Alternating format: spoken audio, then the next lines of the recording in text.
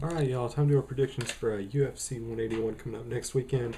It's the big Hendricks versus Lawler rematch. Hendricks hasn't had a fight since March when he defeated Lawler, unanimous decision, and probably one of the best fights of the year. Lawler, of course, has gone on to defeat Browne in another really great fight. It's been a really bad year for the welterweight division in the UFC this year. Heading this rematch, I think it's going to play out very similarly to the first match. I don't know if Hendricks is hurt, if he's still hampered, if he has the ring rust. Obviously, Lawler's been more active heading into this fight. But I think Hendricks overall is the better technical fighter going into this fight. Lawler, he's very aggressive. He's a tremendous striker, but I think when you look at everything that Hendricks has in his toolkit, he is the better overall fighter in terms of takedowns and fighting defensively. So just looking at the material we have before us, Lawler has a height advantage. He has a pretty considerable reach advantage, but I think that overall Hendricks probably the better striker, even though I do think Lawler might have better overall strike defense. As far as the takedown offense, I think everybody can agree that Hendricks is overall the better wrestler.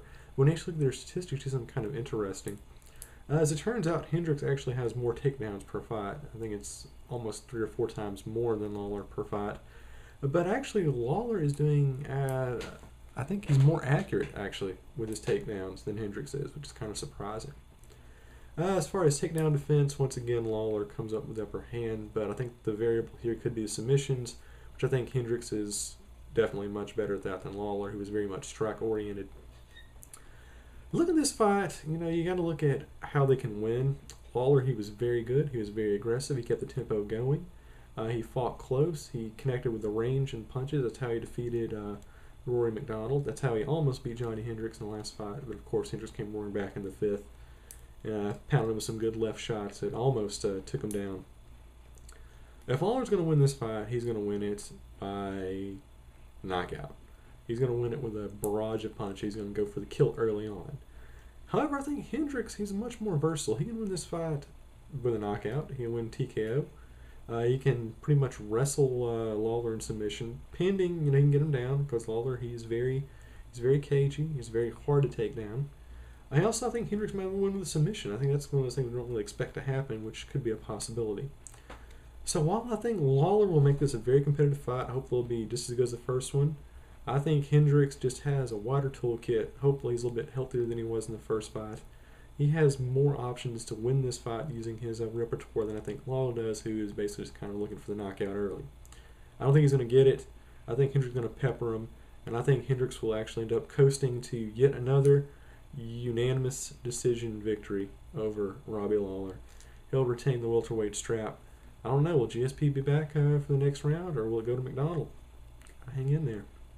So we go with the Beardy. Another title fight. We got Anthony Pettis defending against Gilbert Melendez. Gilbert Melendez, obviously, a couple of months ago, he had the big contract dispute where he said he's going to walk out. He got a title shot, and Dana White and company kowtowed to him, so we got this matchup. Is Melendez probably the guy who deserves a title shot the most in the UFC lightweight division right now? Saying it has TJ Grant and, all these other guys? Probably not, but you know what? We're getting it anyway. Anthony Pettis going in this fight with the height advantage, reach advantage. Looking at the striking offense, I think Pettis is more accurate, but I think also Melendez is probably peppering off more significant strikes per fight. Well, certainly per minute, which I guess goes into per fight as well. As far as striking defense, it's pretty much give or take. Looking at the takedown offense, Pettis more accurate, but once again, Melendez, he's landing more per fight. Takedown defense, I think, also favors Melendez, and I think submissions opposite goes to Pettis in this matchup. This is a really hard one to call. I mean, you look at what Pettis has done against Henderson, where he just, took him down and grounded him out. Do I think it could happen with Melendez? I don't know. I think Melendez, he's probably a better wrestler than Henderson, but then Henderson beat Melendez, so what does that tell you? This is a tough one. I think Pettis, he's definitely got that killer instinct. He's going to want to go for the knockout. He's going to go for the submission early. But Melendez, he's really technical. He's got the good defense. I think he's good at defending the takedown. Very good with the striking defense. I don't know. I'm still going to give this fight to Pettis, but I'm not really sure how I see him winning this one. I don't see him finishing Melendez. Certainly don't see him finishing him early, and I think he ends up cruising to a unanimous decision victory. I think by the 4th or 5th round, Melendez is probably going to be out of gas, and Pettis can just coast. So probably not going to be the most exciting fight of the year, but you never know. So I think Pettis retains, and then you got a litany of guys coming up in the lightweight division that he can run through in 2015. Heavyweight matchup, Travis Browne against Brendan Schaub. You know, you look at the statistics here, this pretty much favors Browne in every category. He's got the height advantage, reach advantage. Browne's a more accurate striker. Schaub actually has a better striking defense. Kind of surprising. He's also landing more takedowns per fight, but Browne obviously more accurate. Browne better with the takedown defense. Submissions about average. You know, Browne, he looked really horrible in that fight against Fabricio Verdum, but I think in all of his fights before that, he looked really great. I think he's going to go in there. Schaub, his days are pretty much numbered in the UFC. I think they're just retaining him just because the heavyweight division is so poor as it is. So I see Browne going in here, and he's winning first round, knockout, bet the house on it, kids' tuition. Don't see it happening the other way. Another heavyweight matchup coming up. We got Todd Duffee, of all people, who is still making a paycheck from Zuffa somehow, taking on Anthony Hamilton, big up-and-comer. I think this is probably going to be a one-sided fight. It's weird because Duffee, he's got the reach advantage, even though Anthony Hamilton has the height advantage. Usually you get both, so that's pretty interesting going this matchup. As far as striking offense, give it to Hamilton. It's push on strike defense.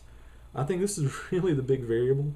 You look at this, Anthony Hamilton, definitely the better takedown offense going into this fight because Duffee has never went for a takedown before. His average is 0.00%. This guy is a one-note fighter. He's going to go for the punch. He's going to go for the knockout. He's probably not going to get it. Hamilton, I think, can beat him in various ways. Neither of these guys are submission-oriented. Duffee, he might be able to get the knockout in the first. I mean, that's definitely within the realm of possibility. But I think Hamilton is a far more robust fighter, and his technical abilities probably outweigh whatever firepower Duffee's going to be throwing early in the first round. I see this fight going to Hamilton. I see him winning by second round stoppage. Tony Ferguson against Abel Trujillo. This is probably going to be the best fight on the card. Height and reach goes to Ferguson. Striking offense can go to Trujillo. When you look at defense, you look at Trujillo, he's landing more significant strikes per minute, even if Ferguson is more accurate. Takedown offense favors Trujillo. Takedown defense and submission both going toward Ferguson. Should be a really, really great fight. I'm going to end up going with Trujillo. I just think he's going to go in there for the upset. I'm just feeling him. I like the matchup, even though Ferguson's probably statistically the better fighter, but you know what? We don't fight on paper, we fight in the octagon. So I got Trujillo winning this one. Now, I've been very conservative with my picks so far, but I think it's about time I kind of went on a limb and did something somewhat dangerous. We've got the Uriah Faber, the annual lead-in to pay-per-view Uriah Faber fight, which happens, it seems like every 3 months now, taking on Francisco Rivera. Faber is a huge, huge favorite in this fight, and then I looked at the statistics and I said, "Woo, hold on now, we might want to rethink this." Height, reach, striking offense, all favors Rivera. They're about dead even in striking defense. Rivera has a better takedown defense, and he's also more accurate with his takedowns. Really, the only advantage you have here, looking at the statistics, and once again, statistics are not the final determination of a fight. Faber's got more takedowns per fight, and he has better submissions. But just looking at everything else, all these other categories, it looks like Rivera might have him beat.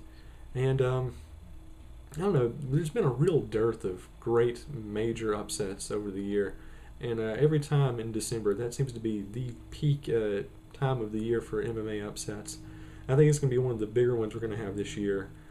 You know what? I'm going to go with the upset. I'm going to go with Francisco Rivera, and I'm going to have him winning by third round, late stoppage. I know it's controversial. I'm really going out there. I'm rocking the boat, but that's just the way I see it. Okay, time to do a rundown of all the preliminary fights. Don't really want to go too much in depth with these because nobody cares, to be honest. We got Eddie Gordon taking on Josh Salmon in a really interesting looking middleweight fight. Not much to say here other than the fact that looking at statistics, Eddie Gordon is landing 18.59 significant strikes per minute, which is just absolutely astronomical. You know, when you're throwing that many punches, I got to go with you. I'm going to take Gordon. Corey Anderson against Justin Jones. Not really familiar with either of these guys, so I'm going to go with Anderson.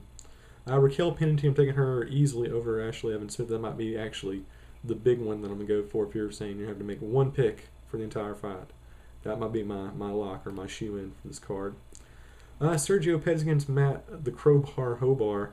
I got to look at this. I think Matt Hobar, he's landing about 5 takedowns per fight against Pettis's 1 takedown per fight. And obviously, if you can take the fight to the ground, I think you have a better likelihood of winning. Pettis, he's favored, but I'm going to go with Hobar. And the final fight, Alex White taking on Clay Collard. Not much to say here except that this Collard guy is actually eating 10 significant strikes per minute in his fights, which is really absurd. And when you have that on your record, I'm going to go with the other guy no matter what. Taking Alex White. Should be a pretty decent show. Hopefully it's the best one we've had in a while. And after a real doldrum we've had since the summer onward. You know, we've got this.